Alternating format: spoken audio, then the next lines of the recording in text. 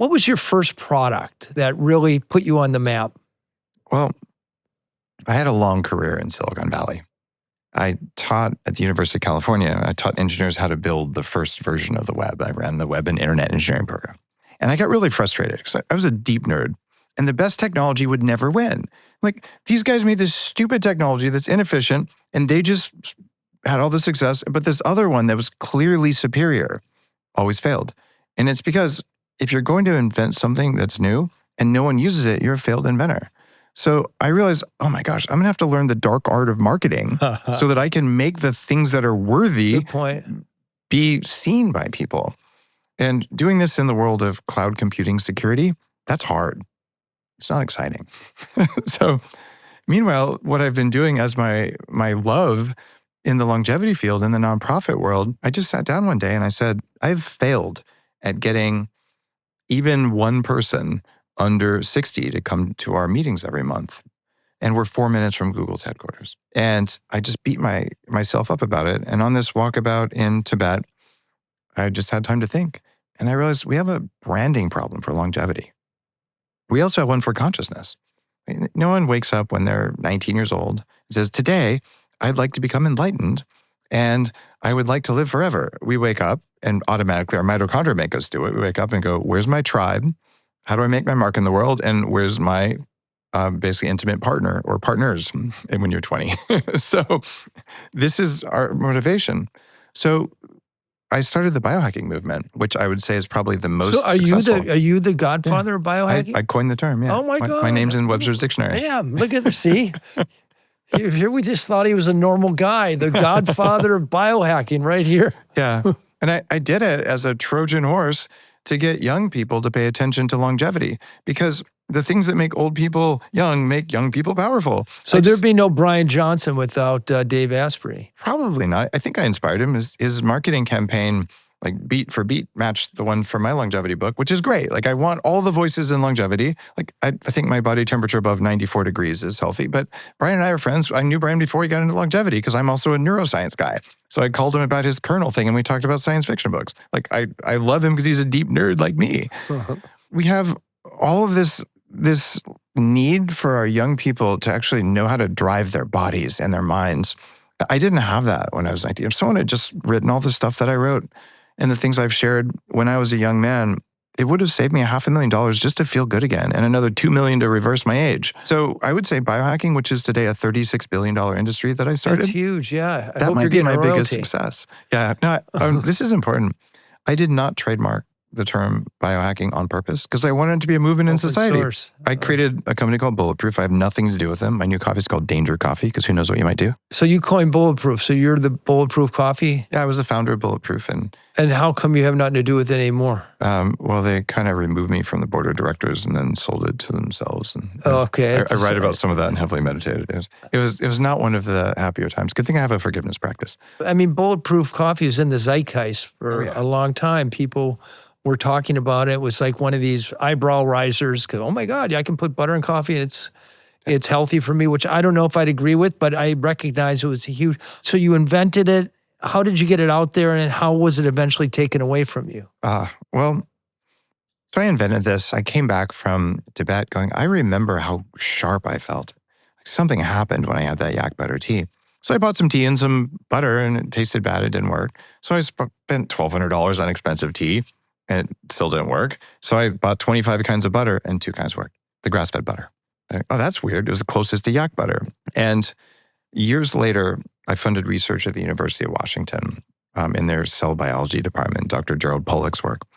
And he said, Dave, I'm measuring changes in the viscosity of water when it's next to a fat. So when I see water held next to droplets of butter oil or MCT oil, I see very large changes in the viscosity of the water. So it only works if you want to put butter in your coffee, you have to blend it for 20 seconds. And I'd like to say I invented that. I'm in Tibet, and this was before we had little rechargeable things.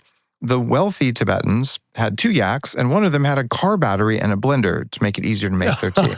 Why do you need a blender at 18,000 feet elevation? Because you have to blend it. If you don't have that, you have a butter churn, and you churn for 10 minutes before you can drink it. So there's wisdom in ancient ways. You can't just put butter. No, you can't eat a stick of butter and drink coffee. It just doesn't work. And so it's the blending. And it's funny, we drink our, green juices, fresh squeezed and all that. It's something called exclusion zone water. Inside your cells is water that's ideal for folding proteins and making ATP. And we can replicate that water with a fresh squeezed vegetable juice or by blending little droplets of fat. It doesn't take much butter to do that. It doesn't work as well with olive oil, but it kind of works. And it tastes bad.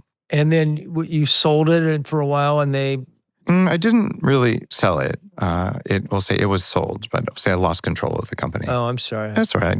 You take a lot of venture capital money. I knew I'd sell the company one day, but it was a relatively traumatic experience. And we talked earlier about the thing with Joe Rogan. And for adults, two things that reduce life expectancy and are the hardest to deal with are injustice and betrayal. And those create like an emotional scar, or even a spiritual scar, you might say. And there are practices in the East and the West to actually let go of that. So people go through bad breakups. They maybe get in a car accident, or someone they really love and trust stabs them in the back. I had a family member, an envious one. I tried to steal one of my companies, and it's straight up white collar crime. And I mean, wow, your own family, of all the people you think you could trust.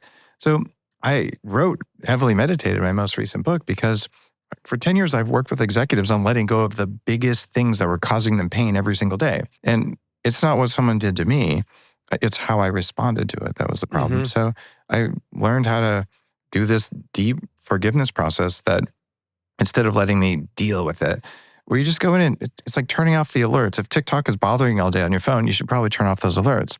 But if your nervous system is bothering you all day because someone was mean to you, you could turn off those alerts too. Well, for context, let's unpack this a little bit. We give extra credit for vulnerability. As you know, vulnerability is endearing, but can you just describe when you were at your lowest with these injustices and what the injustice was and how you were feeling that triggered this change? I went through the experience with Joe kind of early on. It was like 2014, 2015 with Joe Rogan. That was a wake-up call because it really... So he sort of stole one of your ideas or... No, Joe didn't. It was another company Joe was a major investor in.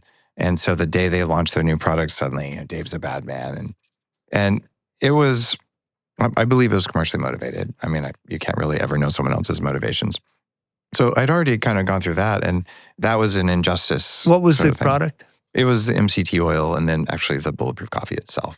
Oh, wow. So, yeah. And it was a good innovation. I can see why people wanted to copy it. There's cleaner ways to do business. You hadn't trademarked bulletproof? Of course, yeah. Okay. And so I'd gone through that and I'd done my forgiveness work on it. But it kind of rocked me for a year or two. But I mean, does this keep you up at night? Do you call friends? Do you cry? I didn't cry. At the time, it did keep me up at night. And very few things keep me up at night. I'm a big boy and I would just ruminate on it. I'm like, and it wasn't really that Joe said it. It was that there were thousands of people who I could have helped who were just coming to my website, just convinced I was a con artist when what I have to offer is free information that is actually life-changing. And so many people, even here at this event, people stop me with tears in their eyes and they're saying, do you know what you did? Like, I've lost 50 pounds. These profound stories. And I share this stuff because it's important. Because of bulletproof? Yeah, because of biohacking, because of all this knowledge. So if someone's savaging my reputation, it means a bunch of people who probably could have benefited from this are now going to become blind to it. Yeah, and I don't believe you then. It was like, it was the harm to the mission more than my ego, I think. But I got through that. And then I found out a family member was working on stealing one of my companies. And that was really shocking. And I couldn't believe it. But when I filed the lawsuit and did the discovery, I'm like, yep, premeditated white-collar crime. How does one steal a company? They worked on moving all of the IP out of the company, the stuff that I paid for and developed. So the crown jewels of the company that let it do what it did. They worked on claiming ownership of it and signed some documents. And it was... how fiendish. It was very fiendish. And when I found out, I'm like, wow, like I've treated this person, helpfully for years. And I just found out, wow, like it wasn't reciprocated. That was on me. I mean, there were warning signs I didn't see. So it's all just lessons. But that creates a feeling of kind of loneliness. And then I find out one day, a board of directors pulled some shenanigans and removed me against my will from my own board of directors. And I'm like, what is going on here? But at least the company was for sale. It was worth $500 billion, I'm set for life. And then they stopped communicating. I'm like, I don't want to sue my own company. Well, what was a $500 million company? That was Bulletproof. Wow. Yeah, that was where like we hired an investment bank. That's what it was worth. And it was supposed to be for sale. So I'm like, all right, I'm not going to say anything. I'm just going to sit back. They're going to sell the company. Everyone's okay. But in the next 2 years, instead of selling it, some things that management did, and I'm careful with my words here, caused the company to be worth less than 10% of what it was worth when I was there. And then they orchestrated a sale to themselves. It was interesting. That's painful. That's not right. It was brutal. I mean, the amount of stress, people who've built, put all their energy into something like that, like it feels like it's your baby. And it's not. Your company isn't your baby, but you put your life force energy into a mission company like that. And it was just one of the things like what a waste. Like just what a terrible, terrible waste of something. And so the sale went ahead and it was all of a sudden, okay, my economic situation has shifted very dramatically. But the worst of all is I had to call up friends who trusted me, who invested in my company, who by all rights should have become wealthy from their investment. And I should have become super wealthy from the work that I put in for 10 years. And I had to say, you know what, I'm sorry. Like it didn't happen. Like I lost all of my shares too. Yeah. And that was hard. And, you find out sometimes who your real friends are. Some of my friends like, God damn, I'm really sorry. Like, that sucks, man. Are you okay? And others like, where's my money? Like, okay. Well, what you said at the top of our conversation about realizing that the misbehavior is on them, what you get to choose is how you react to it, and training your mind to not react as negatively and with more acceptance and to a certain amount of kindness. But, to flip to the positive, Dave, I mean, you're on Saturday Night Live and Jimmy Fallon, and you have this genius for vectoring your ideas and your products into the zeitgeist, into people's homes. And we're at Eudaimonia right now. There's 4,000 different vendors there, and they all have their version of bulletproof coffee, whether it's a supplement or a superfood. But what general advice, if you have a product or an idea that you think is worthy for other people to get healthier, what's sort of the strategy for getting it into people's hands? As the leader of a $36 billion industry, I've spent a lot of time thinking about that. And I actually teach entrepreneurs how to build the next version of what I did. The most important thing isn't marketing, it turns out. It's having a product that actually works. And the reason Bulletproof was so successful was because people felt radically different after they did it. It was a highly efficacious product that was better than what was out there.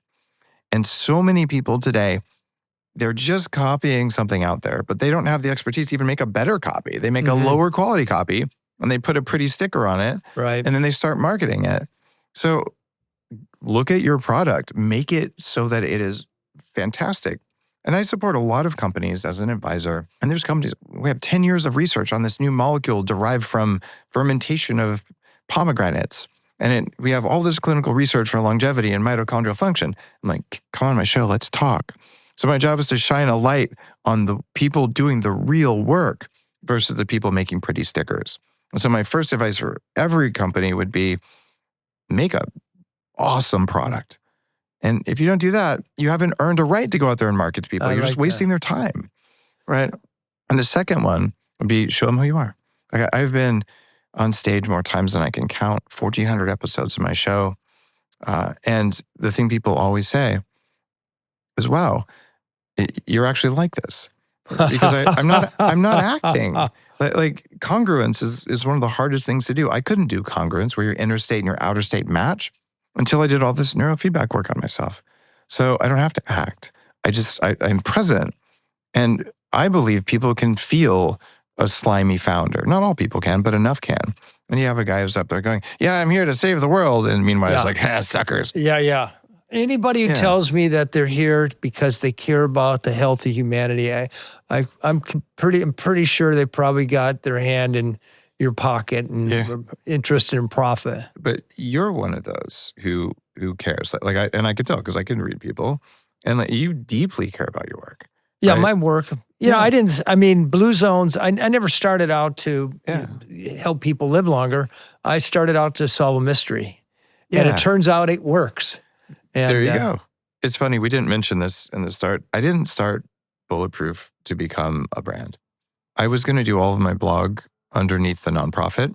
But when my board of directors argued for 3 months over the URL, I was like, okay, I'm just going to go do this.